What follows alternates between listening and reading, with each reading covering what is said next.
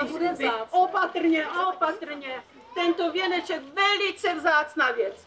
Musíš vyplatit. Já si dám peníze z kapsy.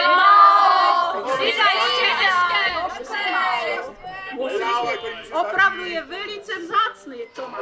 Ještě z té druhé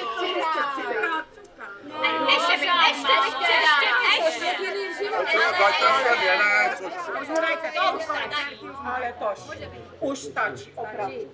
Tak, tady máš v ženichu věneček a za peníze pán Bůh zaplatí. Mámo!